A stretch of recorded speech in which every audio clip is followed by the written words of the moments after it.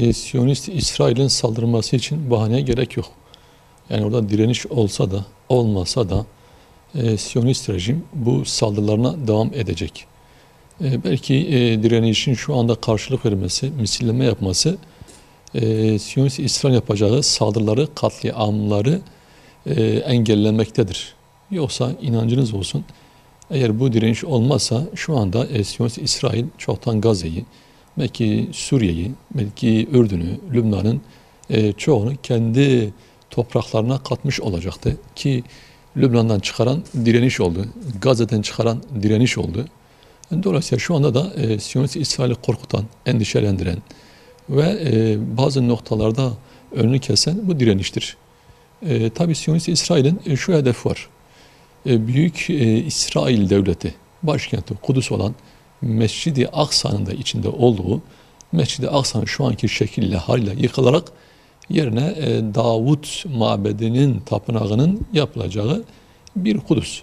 Bu hedefine ulaşmak için adım adım kendine göre İslam ümmetinin içerisinde olmuş olduğu şartları, ortamı da analiz ederek kendisi için olabilecek en uygun fırsatı kullanmaktadır. Dolayısıyla şu anda Siyonist İsrail bu projesine ulaşmak için ki Şeyh Cerrah Mahallesi Mescid-i Aksa'ya yakın olan, komşu olan ve bu planın proje önündeki engellerden bir tanesidir. Dolayısıyla aşama aşama Mescid-i Aksa'nın tümünün etrafını Yahudileştirmek, Siyonistleştirmek, bu ardından da bir olduğu bittiyle de Mescid-i Aksa'yı işgal ettiğini dünyaya deklare etmektir. Batı devletleri ki bunun başında ABD, İngiltere, Fransa, Almanya ve diğer Avusturya ve diğer ülkeler ikili davranmıyorlar. Yani adamlar geçmişten beri hangi tavrı takılmışlarsa bugün de aynen devam ettiriyor. Şu anki İsrail'in temelini atan İngiltere'dir. Balfour Deklarasyonu'yla bunun alt zemine temeli atıldı ve aşama aşama bunun oluşması için ve Siyonistler o dönem manda olan Filistin topraklarında İngiltere ordusunda subay, assubay, asker olarak savaştılar, çarpıştılar. Onun içerisinde kendi ordularını, silahlı kuvvetlerini kurdular ve İngiltere'nin çekilmesiyle birlikte bu İngiltere ordusunun yerini Siyonist İsrail aldı. Dolayısıyla onlardan farklı bir tavır beklemek doğru değildir. Ki Amerika son açıklamalarla yine bunu teyit etti. İsrail'in güvenliği bizim güvenliğimizdir. Ve İsrail'in saldırılara karşı meşru müdafaa hakkı vardır diyor. İsrail'i pervasızlaştıran, cesaretlendiren Batı dünyasıdır. İsrail Amerika'dan onay almadan bu saldırıları, bu katliamı yapamaz. Bunu bir defa anlamamız lazım. Ve tabii ki diğer taraftan Siyonist rejim geçmişte olsun, günümüzde olsun ki tarihlerine baktığımız zaman da güç dışından başka bir dilden anlamıyor. Yani ne zaman ki güç, kuvvet devreye girerse bunlar geri adım atmışlardır. Dolayısıyla kınamalar, basın açıklamaları, işte masaya yumruk atmalar, farklı tavırlar elbette bunlar önemlidir. Ben önemsiyorum bunları. En azından zulme karşı sessiz kalınmamış olur. Ama bununla yetinilmemesi lazım.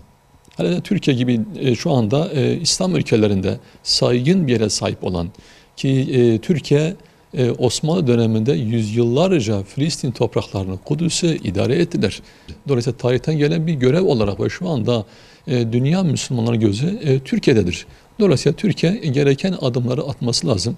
Ki dün Cumhurbaşkanı Sayın Erdoğan, Meclis Başkanı, ondan bir önceki günde AK Parti Genel Başkan Yardımcısı Numan Kurtulmuş'un açıklamaları vardı. Diyor ki somut adımların atılması lazım. Bu somut adımları kimin atması lazım? Türkiye'nin atması lazım, yönetimin atması lazım, devletin atması lazım. Ki bunun başında Kürecik, İncirlik, yani eğer gerçekten de Kürecik, Siyonist İsrail'e istihbarat sağlıyorsa, oradaki bilgiler oraya aktarılıyorsa bu da büyük bir suçtur. Bu suça ortak olmadır. İncirlik hakeza öyle. Dolayısıyla bu noktada Türkiye'nin diğer İslam ülkelerine örnek olabilecek, onları cesaretlendirecek ve bunun yanında da Siyonist rejimi korkutacak, bu katliamlarından alıkoyacak somut adımları atmasını bekliyoruz ve atmalıdır. Eğer kınama ile bu iş çözülmüş olsaydı şimdi çoktan çözülmüştü. Demek ki bu iş kınamayla, basın açıklamasıyla olmuyor ve bu kınamanın ötesine geçilmesi lazım. Artık bu askeri seçenek olur, ekonomik seçenekler olur, siyasi seçenekler olur. Ve şu anda bütün İslam ülkeleri Siyonist İsrail'in elçilerini, konsolosluklarını kapatıp geri gönderseler bu da inanıyorum çok büyük bir adım olur.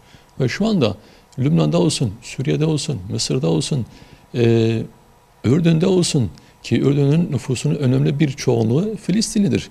Ve bunlar kapıları açın oraya gidelim diyorlar. Yani devletler hiçbir şey yapmasa bile kapıları açarsa, inanıyorum Rafah sınır kapısı açılırsa, şu an Gazze'deki o insani drama son vermekle birlikte inanıyorum milyonlarca insan oraya akacaktır. Dolayısıyla bu noktada İslam devletlerinin yapacağı çok şey var. Ama maalesef tabii ki şu anda İslam devletleri dediğimiz devletler, başındaki yöneticiler bağımsız değil, özgür değil. Filistin tek bir devlettir. Yani bunun iki devlette olması mümkün değil. Kabul etmiyoruz. Kudüs bir Kudüs. Doğusu, batısı, kuzeyi, güneyi fark etmiyor. Ve o topraklar Müslümanların topraklarıdır. İslam'ın topraklarıdır. İslam coğrafyasının birer parçasıdır. Dolayısıyla burada iki devlet değil, oradaki Yahudilerin, oradaki Hristiyanların, Müslümanların hakimiyeti altında barış, huzur içerisinde yaşamaları gerekir. Bunu önemsiyoruz. Yoksa diğer taraftan orada işte Kudüs'ün bir kısmı Hristiyanlar, bir kısmı Yahudilere, bir kısmı Müslümanlara değil. Orası tamamen İslam coğrafyasıdır, Müslüman topraklarıdır. Dolayısıyla böyle kalmalı ve böyle devam etmelidir. Tabii diğer taraftan direniş, elhamdülillah yani iman olduğu zaman imkan da oluşuyor.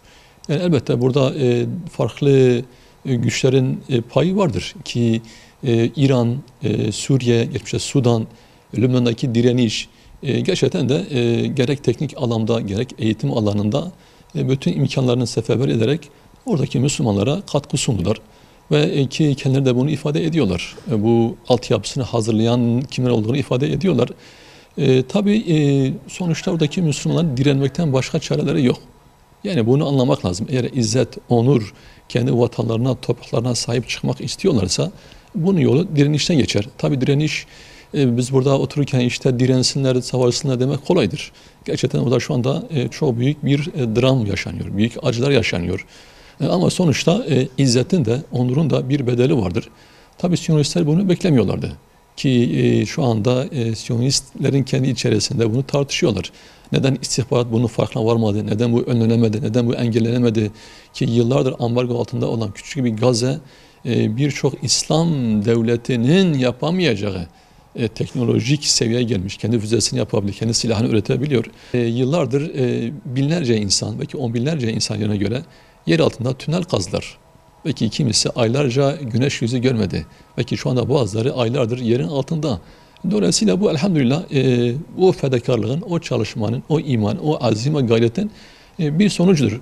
Ve şu anda elhamdülillah evet acılar olsa bile direnişin oradaki o göstermiş olduğu izzetli tavır bütün Müslümanlara umut olur. Bak işte çalışırsanız, gayret ederseniz, evet şunu diyoruz işte 1-2 milyarlık İslam ümmeti nasıl küçük bir İsrail'e başa çıkamıyor ama diğer taraftan da bütün dünyanın gücünü arkasına alan ekonomik, siyasi, askeri, politik, basın medyasıyla arkasına alan bir Siyonist rejim işte küçük bir Gazze ile başa çıkamıyor.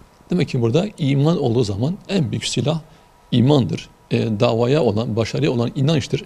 Ve şu an oradaki kardeşlerimiz de elhamdülillah iman etmişler. Zafere, başarıya iman etmişler. Ve bunun da karşılığını elhamdülillah görüyorlar.